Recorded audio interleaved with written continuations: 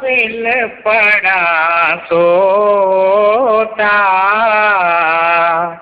रैन दिन ख्वाब में खोता। హాస్యస్లోన ఉండిన మహాన్ సంతలు సంత సద్గురువులైన తులసి సాహెబుల వాక్యం ఏం బోధన చేస్తున్నారంటే, ప్రపంచంలో ప్రతి ఒక్కరు ఏ విధంగా జీవితం చేస్తున్నారు, అజాగృతులై అజ్ఞానంలో పడి ఈ జీవితం ఇలాగే ఉంటుందేమో అనే ఒక కలలోన జీవితం చేస్తున్నారు. వాస్తవంగా చూస్తే ఇదంతా ఒక కళ లేక రాత్రి సమయంలోన స్వప్నం. జాగ్రత్త అవస్థలో వచ్చిన తర్వాత మనం ఏమి కళలో కన్నామో అవన్నీ ఎక్కడ పోయావు, అదంతా అసత్యమని అప్పుడు మనకు జాగ్రత్త వస్తుంది. మహాత్ములు ఎన్నో విధాలుగా మనం బోధన చేస్తున్నారు. ఏమి మనుష్య జన్మము చాలా శ్రేష్టమని. మానుష జన్మ దుర్లభ है, कोई न बारंबार, जो फल थक हुई कि वे बहु न लागे डार. అదే సాహెబ్లు ఏమంటారు, మనుష్య జన్మము అతి దుర్లభమైన సమయము, పోయిన మరీ దోసేటువంటి అవకాశం లేదు దీంట్లో. మాలోన వృక్షంలోన పండు కిందకు పడిందంటే ఇంకా దానికి సంబంధమే లేనట్టు ఎక్కడ వెళ్ళిపోతుందో, అదేవిధంగా మనం ఒకసారి ఈ జన్మాన్ని మనం కలుసుకున్నామంటే మనకు ఈ సంసారానికి సంబంధమే లేనట్టు వెళ్ళిపోతాం. ఇప్పుడు మనం ఏమనుకున్నాం, నా నుంచి నా సంసారం జరుగుతుంది, నా నుంచి ఈ ప్రపంచం జరుగుతున్నది, నేను అతి ముఖ్యమని కూర్చున్నాం. నిజంగా చూస్తే మనం పుట్టేదానికంటే మొదట ఈ ప్రపంచం ఉన్నది, మనం చనిపోయాక కూడా ఇలాగే ఉంటుంది. ఇదంతా మన భ్రమ అంతే. ఎందుకంటే మనకు జాగ్రత్త శక్తి లేదు. అజాగ్రత్తలై స్వప్న వీధిలో ఈ జగత్తును తెలుసుకొని జీవితం చేస్తూ వచ్చాం. జీ आवादान के पहुँचा, खौफ जम का नहीं सोचा. తెలుసుకోలేము. ఆ యమగాయుడు మన తల మీద కూర్చున్నాడు. వాయిదా అయిపోయిందంటే వచ్చి తీసుకెళ్ళిపోతాడు. ప్రతి ఒక్కరికి ఇంతే ఆయుష్యమని పుట్టక మొదటే మన తలరాతలో రాసి పంపించాడు. ఇన్నే సంవత్సరాలని ఎవరికి నిగడి లేదన్నమాట. ఎవరు ఇంకా పుట్టక మొదటే వెళ్ళిపోతాడు, పుట్టాక వెళ్తాడు. 10 ఏళ్ళు, 20, 30, 40, 50, చివరకు 100 ఏళ్ళంటే పెద్ద విషయం అనుకోండి. ఇట్లున్నప్పుడు మనం ఇంకా ఎన్నో దినాలు, ఎన్నో సంవత్సరాలు, ఎన్నో యుగాలు బతుకుతున్నామేమో అని ఒక్క భ్రమపడుతున్నాం. వాయిదా వచ్చిందంటే ఆ క్షణమే తీసుకువెళ్ళిపోతాడు. జీ फिरे अलमस्त माया में, पारधी काल काया में.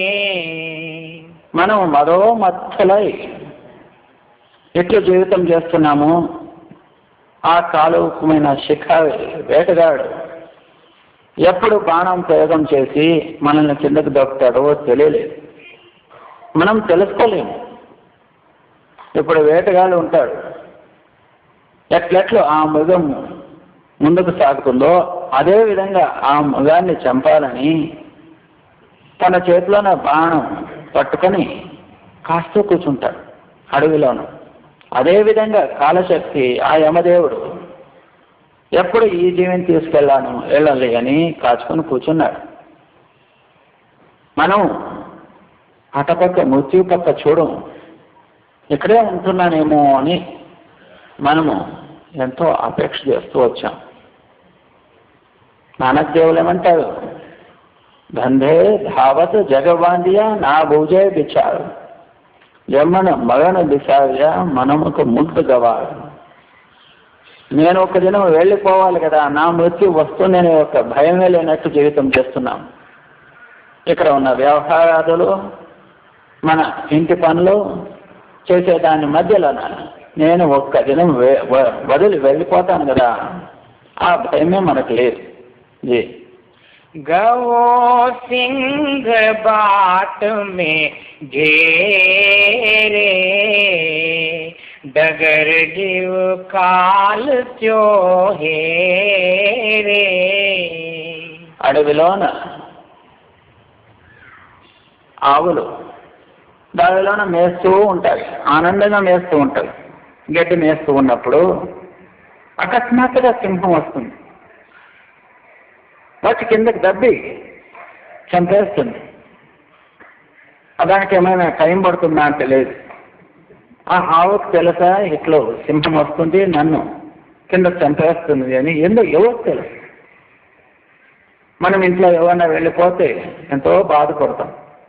ఇప్పుడే మాట్లాడుతుండేవాడు, కూర్చునేవాడు, ఎంతో బాగుండేవాడు, అకస్మాత్తుగా ఎలా అయిపోయింది అనుకుంటాం. అకస్మాత్తుగా ఆయనదైంది, అకస్మాత్తుగా మనకు అయిపోతుంది. ఇంకొకరిని చూసి మనం ఏడుస్తాం, మనల్ని చూసి వేరే వాళ్ళు ఏడుస్తారు, అంతే కదా. बचे कोई संत के सरना అమరు హోవే ముక్త చరణా. దీనికి ఒకే ఒక ఉపాయం ఉన్నది, ఏమి? సంతులకు శరణపోయి ఇంకా పుట్టు చావు లేనట్టుగా మనము అమరులైపోవచ్చు. ఇదొక అవకాశం పరమాత్మ మనకిచ్చాడు. మనుష్య జన్మ వచ్చినప్పుడు పరిపూర్ణమైన సంతులు శోధన చేసి వాళ్ళ పాదాల విందములోన శరణపై ఇంకా పుట్టు చావు లేనట్టుగా మనము ఆ పరమాత్మలో ఐక్యమయ్యామంటే నిజమైన అమరులైపోతాం. అమరు అంటే ఏమి? మరణం లేనటువంటిది, శాశ్వతమైన ఆ సత్లోకానికి అందుకోవచ్చు. ఇదొక అవకాశం ఉన్నది, ఇదొక ఉపాయం ఉన్నది. ఏమీ తెలుసుకున్న వాళ్ళకి ఈ ఒక ఉపాయం అనేది ఉన్నది. జీ और कहो ना कुशल भाई कहीं सभी संत गोराई. దాన్ని వదిలిపెట్టామంటే ఏమి? సంతులకు శరణపోవడము, వాళ్ళ వాక్యానుసారము ఆ శబ్దంలోన ఐక్యమవడము. దాన్ని వదిలిపెట్టామంటే ఏమి ఉపాయం లేదన్నమాట. ప్రతి ఒక్క సంతులో ఇదే విషయాన్ని చెప్తూ వచ్చాడు. దీనిలో వాళ్ళు వచ్చేది ఒక మాట, వీళ్ళు వచ్చేది వేరే మాట అనేది లేదు. సంతుల విషయం ఎట్లుందంటే ఎల్లప్పుడూ సత్యమే సత్యం. సంత వచన పలటే నహి పలట జాయ్ బ్రహ్మాండ్. గురునానక్ సాహెబ్లు వచ్చారు, కబీర్ సాహెబ్లు వచ్చారు, తులసి సాహెబ్లు వచ్చారు, రాధాస్వామి గారు వచ్చారు. ప్రతి ఒక్క సంతులు ఒకే మాట. వాళ్ళకి ఎప్పుడూ సత్యంగానే ఉంటుంది. బ్రహ్మాండాదులు పలక అయినా కానీ సంతుల వాక్యం మాత్రం పలక ఉల్టా పలట కాదన్నమాట. వాళ్ళు వచ్చినప్పుడంతా జీవులకు ఇదే హెచ్చరిక చెప్తుంటారు, ఏమని? ఈ సమయంలో మీరు ఆ శబ్దాభ్యాసం చేసుకుంటూ ఇదే జీవితంలోనే ముక్తి ప్రాప్తి చేసుకోండి. దీన్ని వదిలిపెట్టాలంటే వేరే ఉపాయం లేదన్నమాట. జీ बिना उनके जन्म मरना भटक भव సింధు మే పడనా. ఆ సద్గుల దగ్గర మనం వెళ్ళలేదంటే, సద్గులకు శరణపోలేదంటే, సద్గుల వాక్యానుసారం నడవలేదంటే జన్మ మరణ, పుట్టేది చనిపోయేది తప్పదన్నమాట.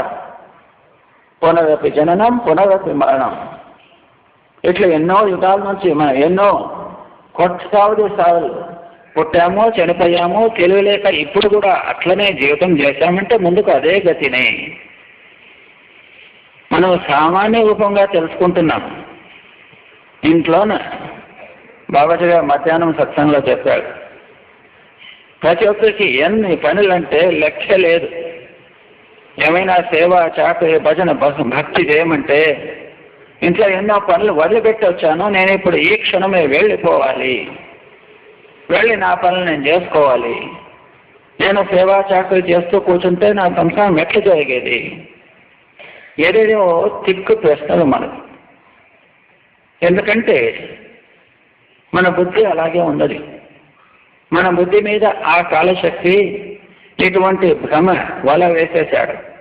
మనకు తెలివి లేదు, జ్ఞానం లేదు, సద్విచారం లేదు, సద్భక్తి చేయడం లేదు.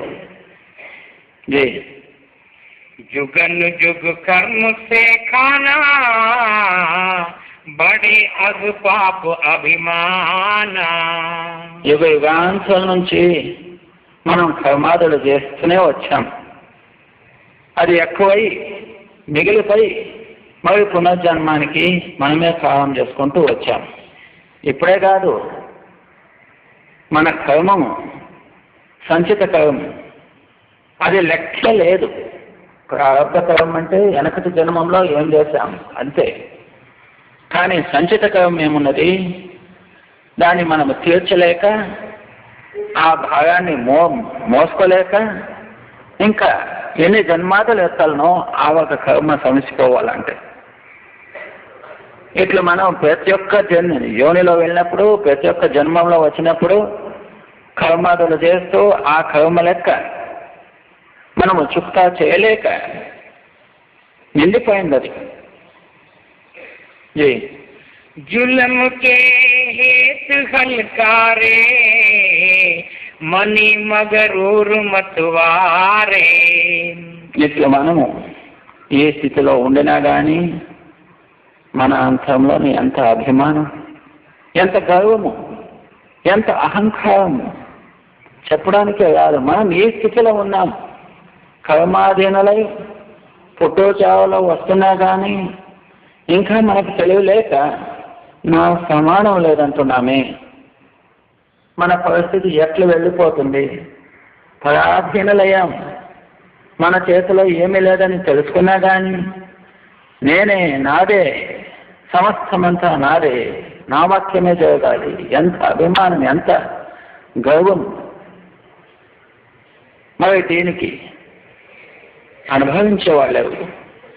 ఆ నరక యాతన మహా కఠినం, మహా దుఃఖం. మన పడిన గర్వము అదంతా లెక్కకు వస్తుంది. అక్కడ మనమే అనుభవించాలి, తప్పదన్నమాట.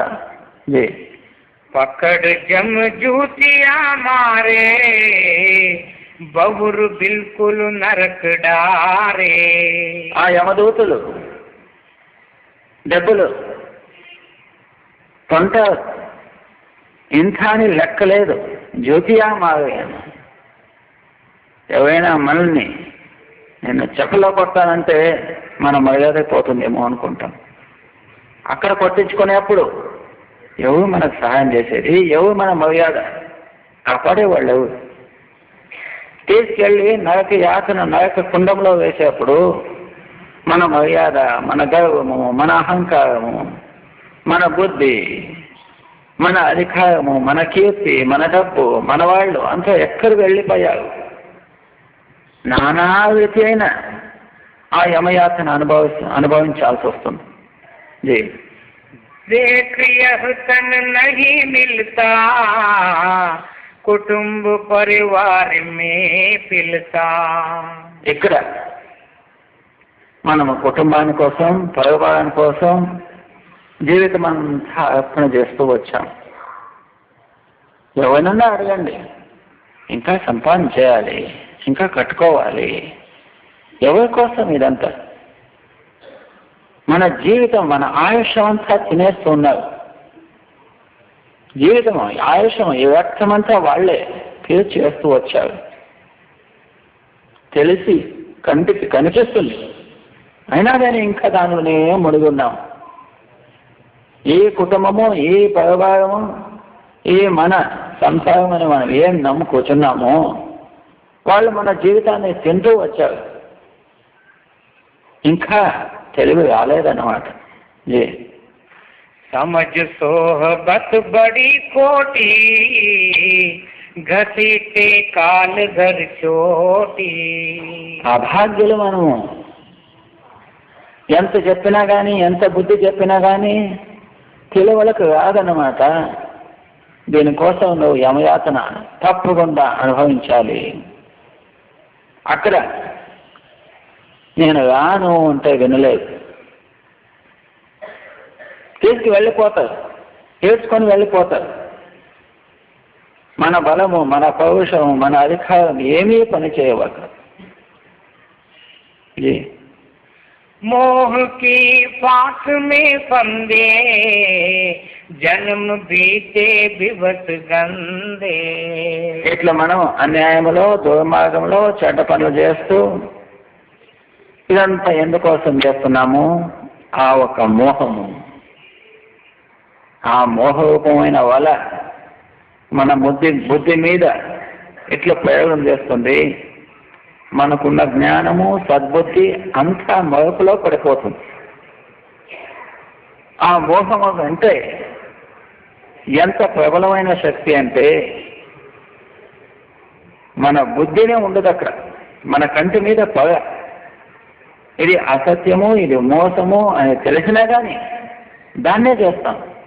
ఇది తప్పు, ఇట్లా చేయకూడదు అని మనకు బుద్ధి ఉంటుంది. అయినా కానీ ఆ మోహం ఎట్లు ప్రబలంగా ఉంటుంది. తప్పు పనైనా సరే, సొల్లు చెప్పినా సరే, అన్యాయం చెప్పినా సరే, ఏదైనా సరే. ఎందుకు? మా వాళ్ళు బాగుంటే చాలు, మన కుటుంబం బాగుంటే చాలు.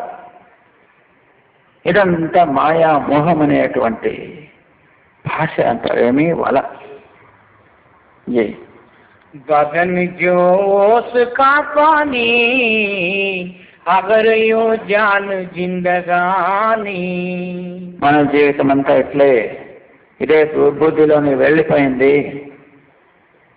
ఎట్లు ప్రాతకాలం అంటే పొద్దున్నే సమయంలోన మంచు కురిసింటుంది.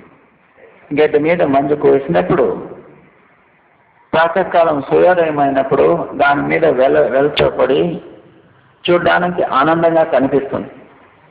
కానీ ఎంత సమయం ఉంటుంది? సూర్యుడు ఎట్లా పైన వచ్చినప్పుడు అంతా ఎండిపోతుంది. ఎక్కడ పోయిందో ఆ మంజు, వేసిన మంజు అంతా ఆగిపోతుంది, ఎండిపోతుంది.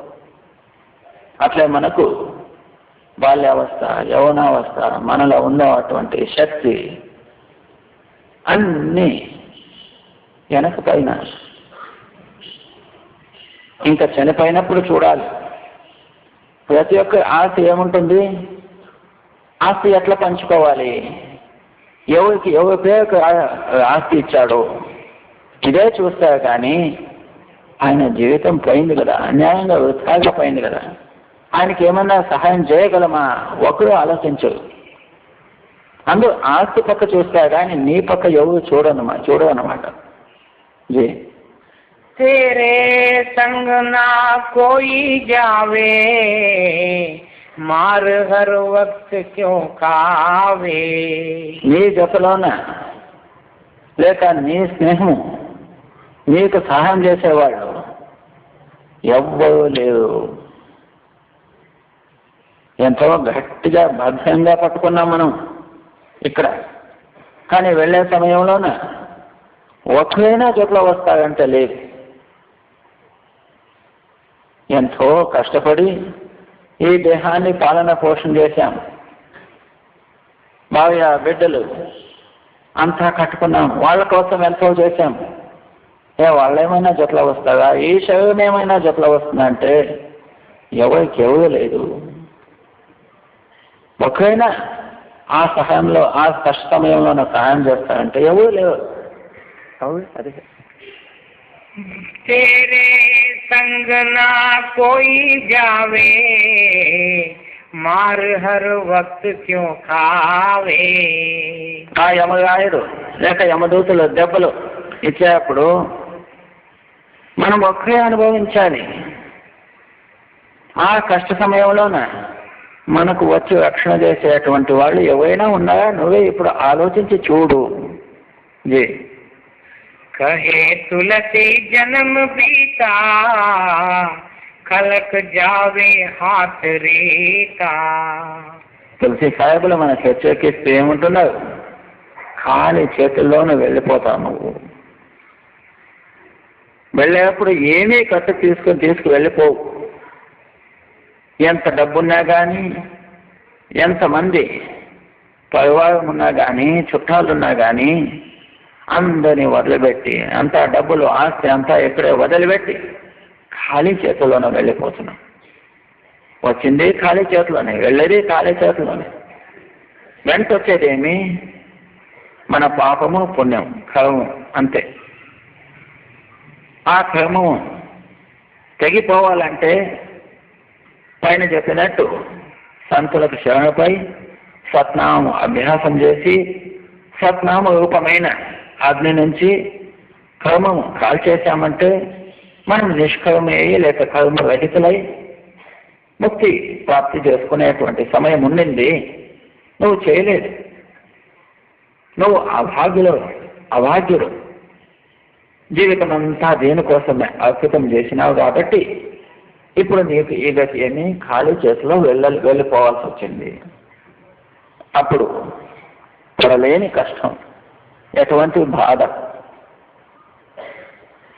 అప్పుడు ఆ సమయంలోన అనుభవించేవాళ్ళు తట్టుకోలేనటువంటి బాధ.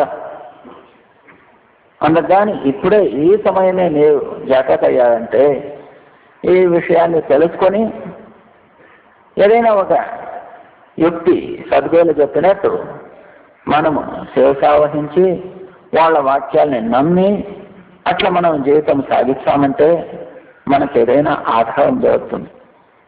లేదంటే ఎట్లొచ్చామో అట్లా వెళ్ళిపోయేది, అంతే కదా. బార్ బార్ కరు బేనతి राधा स्वामी आगे, दया करो दाता मेरे, चित चरणन लागे. परम संत सद्गुरु पूज्य राधा स्वामी वाक्य प्रार्थने ಮಾಡ್ತಾ